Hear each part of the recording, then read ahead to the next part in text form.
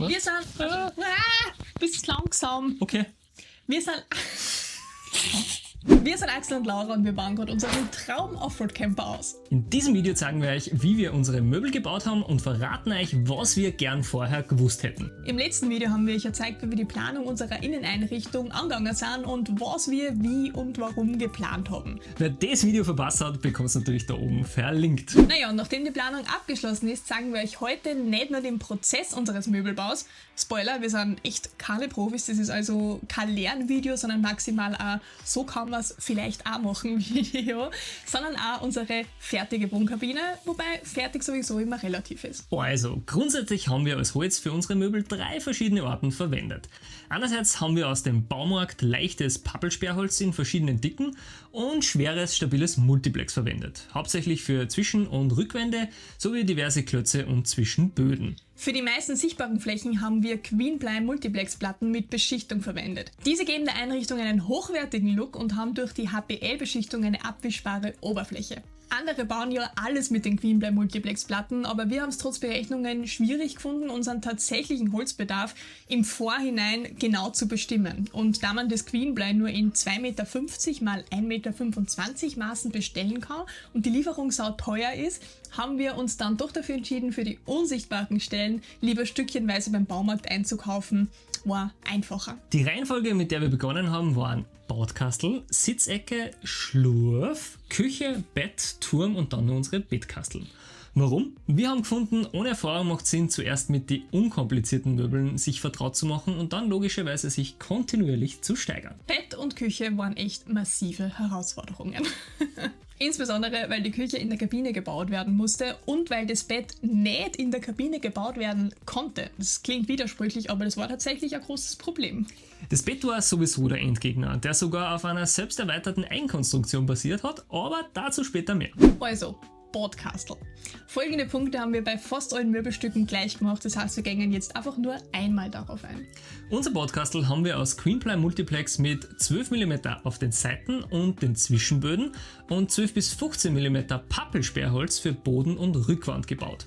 Damit das Ganze dann auch gut zusammenhält, haben wir mit sogenannten Flachdübeln gearbeitet. Dafür werden in den jeweils zueinander schauenden Platten Löcher gefräst, in welche dann diese länglichen Dübel geklebt werden. Das gibt der Gesamtkonstruktion einen wesentlich besseren Halt. Aber kleiner Hinweis, die sogenannte Flachdübelfräse hat sich im Projekt Camperausbau zum meistgehassten Objekt von der Laura und überhaupt entwickelt. Ich will jetzt nicht ausgelacht werden, aber wir haben wirklich oft falsch gefräst und haben jetzt irgendwo irgendwelche falschen Löcher in unseren Möbeln drin.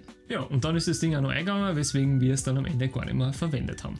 Tja, je weniger Flachdübel, desto mehr Kleber haben wir verwendet. Und als Kleber haben wir Kleiberit 501 auf Empfehlung verwendet und der sollte unsere Möbel bei richtiger Handhabung, was wir ja gemacht haben, auch gut, eigentlich perfekt zusammenhalten. Ja, und nach Ausmessen, Schneiden und Fräsen ging es eigentlich schon los. Passende Teile werden zuerst mit Leim bestrichen und dieser dann nur gut verteilt, bevor die Flachdübel in ärmere Löcher gelegt werden. Dann schaut man, dass jede weitere Platte so montiert wird, dass die anderen Platten nicht umfallen. Am besten man arbeitet da zu zweit, bis man dann am Ende eine halbwegs stabile Konstruktion hat. Damit aber der Kleber seine Kraft erst wirklich entfalten kann, das geht nämlich durch Druck, werden von uns auch noch verschiedenste Schraubzwingen angebracht, damit das Ganze während dem Klebevorgang wirklich gescheit zusammenhält. Unser Problem war aber, dass nicht immer ausreichend Schraubzwingen vorhanden waren, um das gesamte Möbelstück zusammenzudrücken. Daher haben wir mit Zusatzgewichte oft improvisiert und oft dann auch noch mit zusätzlichen Schrauben oder kleinen Winkelverbindern nachgeholfen. Wie gesagt, wir geben keine Garantie ab und wir sind insgesamt trotzdem sehr stolz auf unser erstes Möbelstück. Genau. Und um Gewicht zu sparen und am Ende dann auch noch die Möglichkeit für eine Wand- oder Bodenmontage zu haben, haben wir dann auch noch so gut es ging Teile ausgeschnitten. Das Badkastel war am Ende sogar 5 Kilo leichter. Insbesondere, weil unsere Fronten nur 6 mm Sperrholzplatten sind. Mal schauen, wie lange die halten. Optisch gefallen sie uns aber auf jeden Fall ganz gut. Auf Anraten haben wir dann auch gerade die unbehandelten Hölzer im Nachhinein mit Bootslack und einem Buntlack aus dem Baumarkt versiegelt, um Schimmelbildung gerade in wärmeren Gegenden vorzubeugen. Übrigens hat es mich sehr glücklich gemacht, dass einer dieser Handvoll Farbtöne, die der Baumarkt beim Buntlack im Sortiment gehabt hat, extrem nah an das hellgraue Queenply von uns rankommt. Manchmal haben sogar wir einen Klick. Naja, und so ging es voran. Möbelstück für Möbelstück wurde berechnet, geschnitten, gefräst, gedübelt, es wurde geflucht, dann geklebt, ausgeschnitten und lackiert. Am Ende mussten wir dann doch nur einige Ecken, Kanten und Flächen abschleifen, damit dann wirklich alles zusammenpasst. Aber hey, das war unser erstes Mal Holz bearbeiten seit dem Werkunterricht in der Schule. Ja, nun zum Bett. Ja, unser Bettgestell ist ja ein One of a Kind, wie man so schön sagt. Wir haben uns das abgeschaut vom lieben Herrn Dennis Coburger.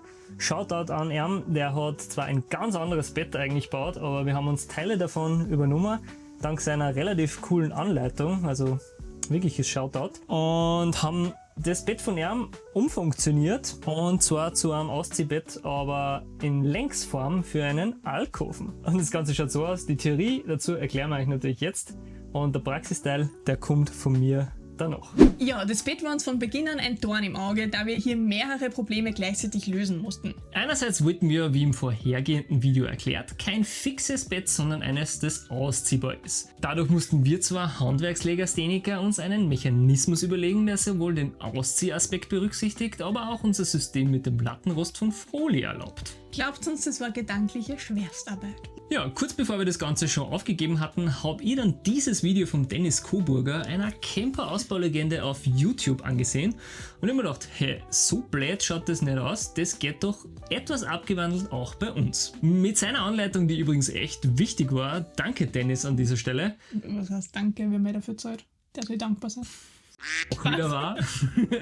Danke. Ich habe damit auf jeden Fall die Maße dahingehend umrechnen können, dass das Konzept dann auch in unseren Alkoven passt. Aber nur der Bettteil logischerweise wohlgemerkt. Ja, und nach einem mehrtägigen Trial-and-Error-Prozess im handwerklichen Teil ist das Grundgerüst am Ende dann echt vielversprechend da gelegen.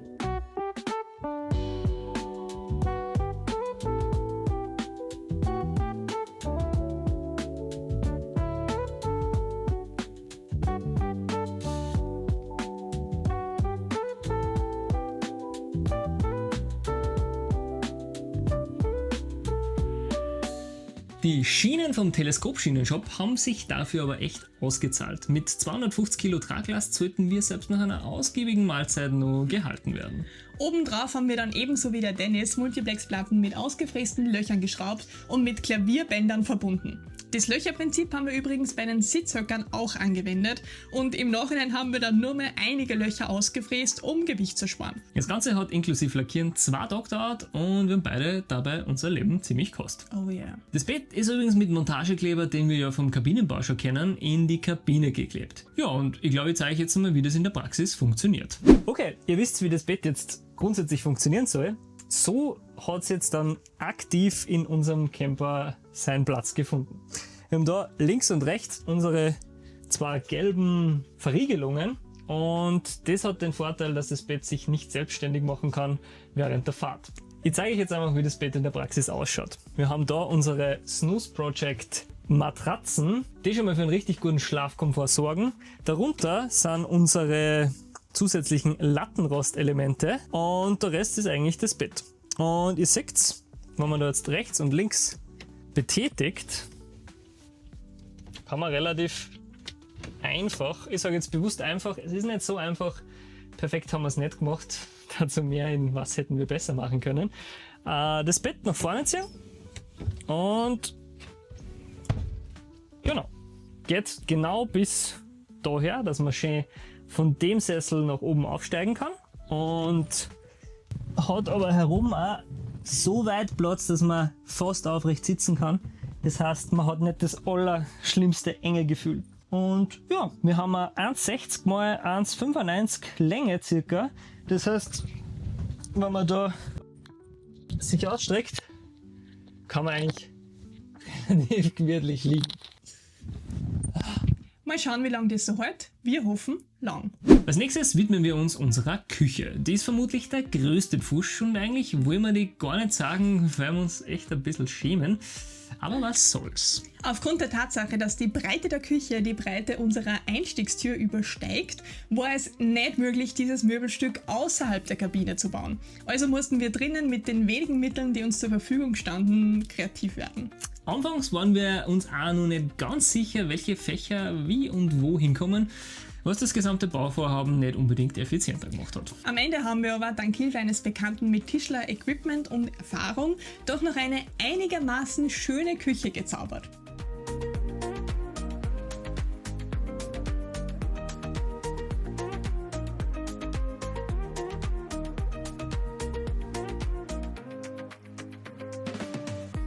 Oder? Was sagt ihr? Wenn es zumindest ein paar Jahre hält, sind wir schon happy. Wir haben jetzt ein großes Fach für den Kühlschrank und ein kleines Staufach darunter, 2 kleine Laden und ein großes Fach unter der Spüle. Wir denken und hoffen, dass das uns dann am Ende reicht. Als Tisch haben wir übrigens das Tischgestell von Lagun ausgewählt, weil uns der schwenkbare Arm gefallen hat. Und das Ganze ist mit einer extra Holzplatte und Winkeln im Sitzhocker verschraubt. Ob das auf Dauer halt bezweifeln wir, insbesondere beim Offroad-Fahren. Daher werden wir die Platte abseits von Asphalt auf jeden Fall immer abnehmen und die Tischplatte selbst ist aber dasselbe Holz wie die Küchenarbeitsplatte, wieder von Queenblei, damit alles optisch zumindest ein bisschen zusammenpasst. Auch die Deckel unseres sogenannten Schlurfes sind mit dem gleichen Holz gemacht. Übrigens, apropos Schlurf, im linken Teil befindet sich unsere gesamte Elektrik, während sich im rechten Teil unser Trinkwassertank befindet. Zu beiden Themen gibt es natürlich auch bald nur ein ausführliches Video. Aber wie sind die Möbel jetzt eigentlich befestigt? In manchen Sequenzen hat man das eventuell schon gesehen. Um zu vermeiden, dass unser Möbelpfusch dann irgendwann gar nicht mehr außergeht und wir auf ewig damit herumfahren müssen, haben wir auf ein flächendeckendes Kleben verzichtet und nur einzelne Holzklötze an Boden und Rückwand geklebt und die Möbel dann damit verschraubt. So ist alles bis auf das Bett eigentlich wieder einfach demontierbar und notfalls kann man den Montagekleber beim Bett auch wieder ausschneiden, also irgendwie kriegt man es im Notfall schon zerstört. Und wer sich jetzt fragt, und wo habt ihr jetzt eigentlich Stauraum für Sachen? Ihr habt ja nicht mal Hängeschränke. Wir haben beim Bett 2 große Staufächer.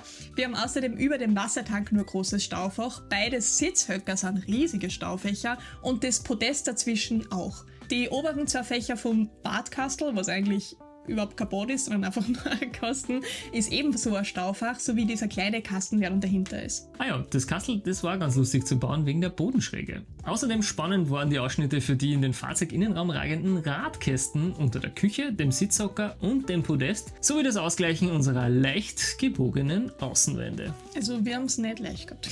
Aber zurück zum Stauraum. Wir glauben auf jeden Fall, dass wir in der Kabine genug Stauraum haben und zusätzlich haben wir ja auch noch das Fahrzeug selbst, da wir im Hilux Extra Cap ja eine Rückbank haben. Wie wir das dann am besten angehen, wird sich dann auf den ersten Reisen zeigen. Ein Update gibt's dazu auf jeden Fall. Hat euch das Video gefallen? Dann drückt doch die Daumen nach oben und abonniert den Kanal, damit ihr keine weiteren Videos verpasst. Wie gesagt, Elektronik, Wassersystem, Heizung und alles, was beim Auto passiert, das kommt noch.